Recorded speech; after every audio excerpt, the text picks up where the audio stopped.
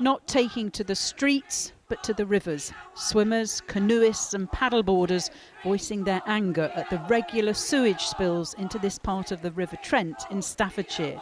They want the river they love to be cleaned up and given designated bathing water status. How angry are you about this? I'm very angry indeed, because this has been something that's been going on for a long time, and you know, water companies are making exorbitant profits, and they're putting nothing back. They're taking everything out, putting nothing back.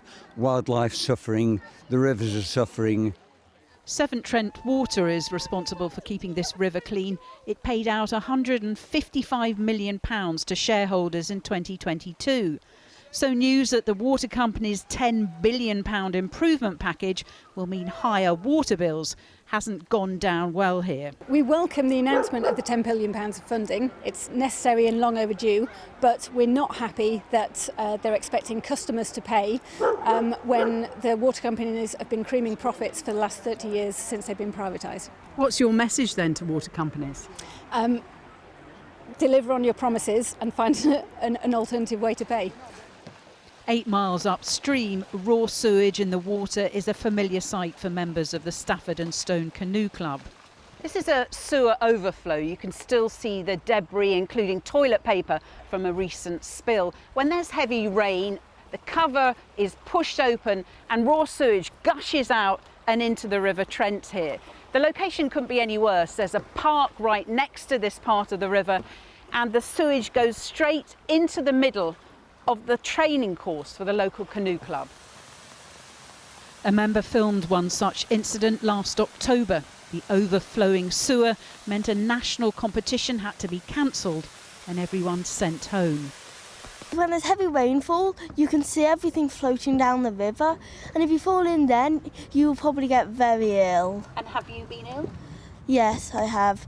I kept throwing up. I couldn't eat anything.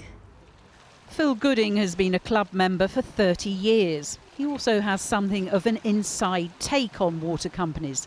He used to be a drainage engineer. We know for a fact this combined sewer overflow is not consented by the Environment Agency.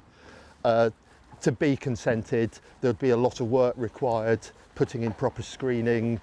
There'd be storage putting upstream to reduce the frequency of the spills. How do you feel about that then? In this day and age, it's dreadful. But Severn Trent Water disputes that and says there were only 8 spills from the overflow last year, far fewer than the government's target. It says the overflow can't be closed because it stops flooding of nearby homes.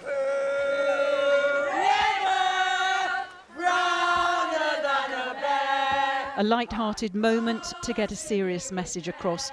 But this is no longer just the concern of environmentalists. It was one of the main issues brought up on the doorstep during canvassing for the local elections. It's things like this today that are going to obviously make people sit up and listen. Because if you do nothing, of course, they'll do nothing, won't they? You know, it's only by protesting, by making your voice heard, that things hopefully will get done.